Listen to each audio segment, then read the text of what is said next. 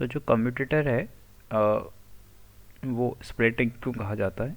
Split rings को commutator इसलिए कहा जाता है क्योंकि वो रिवर्स करता है अपनी डायरेक्शन को। जो फ्लो ऑफ करंट होता है किसमें, आर्मेचर कोइल के अंदर, उसको रिवर्स कर लेता है। ठीक है, और वो कब रिवर्स होती है? जब वो अपनी वर्टिकल पोजीशन से पास होता है। तो चलिए इसे डायग्राम के थ्रू समझते हैं।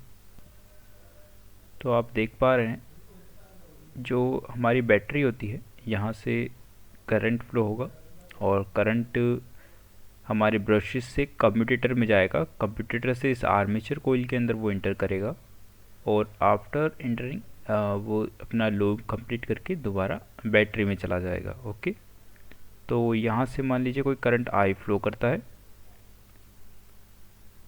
ठीक है, वो पहले सबसे पहले ब्रशेस में जाएगा। ठीक है, ये एक्स ब्रश होता है और ये हमारा वाई ब्रश होता है। ओके, अब आप देखेंगे कि इस आर्मेचर कोइल को अगर हम थोड़ी देर के लिए देखें तो इस P, अगर इस वाले को मैं P बोल देता हूँ अभी के लिए, तो P थोड़ी देर बाद यहाँ चला जा रहा है। ठीक है, तो पहले PQ था और थोड़ी देर बाद हमें वर्टिकल पोजीशन चेंज होने के बाद वो Q और P हो गया। ठीक है, तो इसका मतलब क्या हुआ, पहले P से Q पे करंट फ्लो कर रहा था ABCD के थ्रू। ठीक है, ABCD क्या है, इसके एंड पॉइंट से इस रेक्टेंगल के जो कोइल है इसके।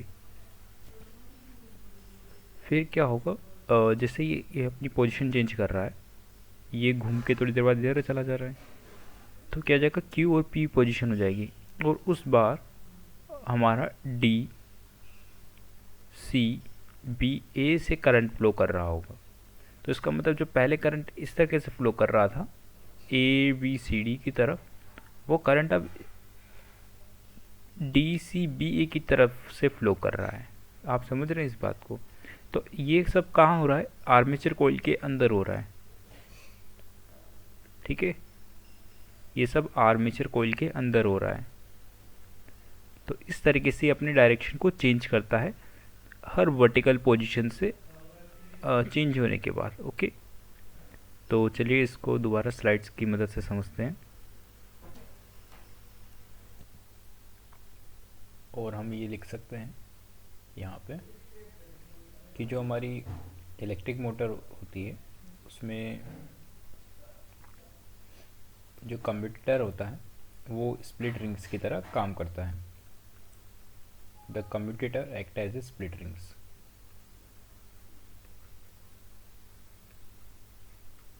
द कम्यूटेटर एक्ट एज ए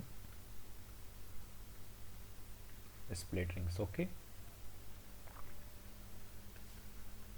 तो इस तरीके से हमारा कंस्ट्रक्शन पूरा होता है। चलिए इसकी वर्किंग को समझते हैं। तो सबसे पहले हमारे पास हॉरिजॉन्टल पोजीशन में ये रहेगा। मान लीजिए इसको एक्स वाई है, ये कौन ब्रशेस, और ये पी और क्यू हमारे क्या हैं, हमारे पास पी और क्यू यहाँ पे कम्यूटेटर्स हैं। ओके, और इस तरीके से ए बी सी डी हमारी रेक्टेंगुलर कोइल है और अभी करंट के डायरेक्शन कुछ इस तरीके से है। ओके, कुछ देर बाद ये रोटेट हो जाएगी, हमारे एक्स और वाई तो क्या रहेंगे, सेम ही रहेंगे। ठीक है, और ए बी सी डी ये इस तरीके से रहेगा और ये कम्यूटेटर अपनी पोजीशन को चेंज कर लेगा। एक टाइम ऐसा आएगा कि ये अपनी वर्टिकल पोजीशन पे होगा। ये काफ़ी इंपॉर्टेंट पोजीशन होती है। ठीक है, और थोड़ी देर बाद ये क्या हो जाएगा, एक्स और वाई अपनी पोजीशन पे ही रहेंगे, बट जो हमारा पी और क्यू था वो इस पोजीशन में चेंज हो जाएगा। वो क्या हो जाएगा, क्यू और पी हो जाएगा और यहाँ पे डी सी बी ए हो जाएगा। ओके, तो इसको थोड़ा डिटेल में देखते हैं। तो जो पहला डायग्राम है, ए डायग्राम, वो हमें क्या बता रहा है कि हम मान लेते हैं कोइल एबीसीडी है यहाँ पे, जो कि हॉरिजॉन्टल पोजीशन में अलाइंड है और जो करंट फ्लो कर रहा है वो direction A B C D से फ्लो कर रहा है। और जैसे ही हम लोग करंट फ्लो करवाएंगे तो वो क्या हो जाएगा, अपनी पोजीशन से हट जाएगा। ओके, तो ये जो ब्रश होता है वो अपनी पोजीशन से अपने पोजीशन पे तो रहेगा, बट जो ये हमारा कम्यूटेटर वाला जो स्प्लिट रिंग वाला हिस्सा है वो अपनी पोजीशन से हट जाएगा। तो नेक्स्ट पॉइंट यही है, the brushes X and Y leave the P and Q and split rings respectively, उसको लीव कर देगा। ओके, अब वो क्या हो जाएगा, अपनी वर्टिकल पोजीशन पे आ जाएगा जैसे ही वो लीव करेगा। ठीक है, आप देख पा रहे हैं कि इस वाले हिस्से में ये कोई भी कांटेक्ट पे नहीं है। ठीक है, तो मैं आपको थोड़ा सा फ्लेमिंग लेफ्ट हैंड रूल का आइडिया देता हूँ। तो हम यहाँ पर देखें कि करंट आई इस तरीके से फ्लो कर रहा है, ठीक है, ऊपर की तरफ। तब हमारा मैग्नेटिक फील्ड इस तरफ अलाइन था, तब भी इस तरफ ही अलाइन रहेगा जब ये करंट आ रहा था इसके थ्रू, सी डी के थ्रू, ओके, और ए बी के थ्रू जा रहा है। तो ये ए बी का डायग्राम है और ये सी डी का डायग्राम है हमारा। ठीक है, तो मैग्नेटिक फील्ड इधर है, आई उस तरफ है, तो फोर्स उस पर डाउनवर्ड लग रहा है। और दूसरी तरफ जो सी डी वाला डायग्राम है उसके अंदर क्या हो रहा है, उसमें करंट आ रहा है इस तरफ और मैग्नेटिक फील्ड इस तरफ है, फोर्स ऊपर की तरफ लग रहा है। तो क्या हो रहा है कि इस पर एक टर्निंग इफेक्ट आ रहा है, उसके कारण ये अपनी पोजीशन से रोटेट कर रहा है इस तरीके से एंटी क्लॉकवाइज डायरेक्शन में। ओके, तो ये एंटी क्लॉकवाइज डायरेक्शन में अपना मोशन को शो कर रहा है। तो जब ये एंटी क्लॉकवाइज डायरेक्शन में मूव कर रहा है तब क्या हो रहा है कि एक पोजीशन ऐसी भी आ जा रही है इसमें जहाँ पर कोई भी इस पर फोर्स नहीं लग रहा है। कि क्यों ऐसा, कैसे, मैं आपको एक्सप्लेन करता हूँ।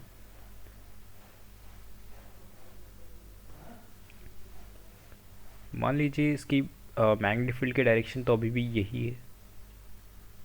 ठीक है, करंट इसमें इसके अंदर इस बार अंदर की तरफ फ्लो कर रहा है। अच्छा, अंदर की तरफ करंट क्यों फ्लो करेगा, अच्छा करंट तो इसमें ज़ीरो है इस टाइम पे। ठीक है, तो इसमें फोर्स भी नहीं आएगा। तो यहाँ पे क्या हो जाएगा, फोर्स तो नॉन ज़ीरो रहेगा बट कोई टर्निंग इफेक्ट नहीं दे रहा होगा। क्यों, जैसे कि मान लीजिए अगर इसमें करंट अंदर की तरफ, तो देखो करंट तो फ्लो नहीं करेगा, क्यों, क्योंकि ब्रश से कम्यूटेटर का कॉन्टेक्ट टूट चुका है। ठीक है, बट अगर हम मान के चले कम्यूटेटर से थोड़ा सा भी कांटेक्ट है तो करंट मान लीजिए नॉन जीरो है थोड़ी देर के लिए भी, तो उस समय कुछ ना कुछ फोर्स लग रहा होगा जो कि अपवर्ड डायरेक्शन में होगा।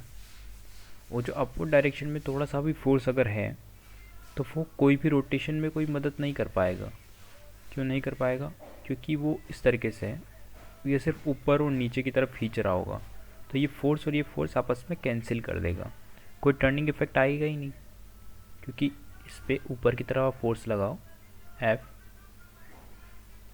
और इसी पे नीचे की तरफ आप फोर्स लगा दीजिए F, तो इसमें कोई टर्निंग इफेक्ट थोड़ी आएगा। तो इसका मतलब ये है, इस पोजीशन पे अगर हम अप्लाई करते हैं Fleming left hand rule, okay, left hand rule, तो हम क्या पाएंगे,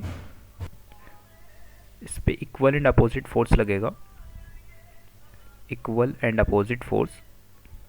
ठीक है, on the arm, on the arm A and B, okay, AB and CD. So no torque, torque मतलब रोटेशन, ओके, इस केस के अंदर विल बी जनरेटेड।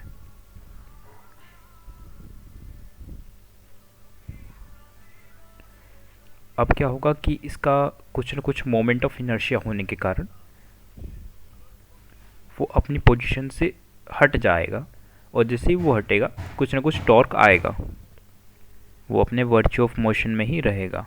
तो वो अपनी पोजीशन पे, इस पोजीशन से घूमता हुआ आ रहा था, तो वो इस पोजीशन पे काफ़ी माइक्रो सेकंड के लिए रहेगा जहाँ पर कनेक्शन टूटेगा, फिर दोबारा इस पोजीशन पे आ जाएगा, ओके, और इस तरीके से वो अपनी पोजीशन को चेंज कर लेगा।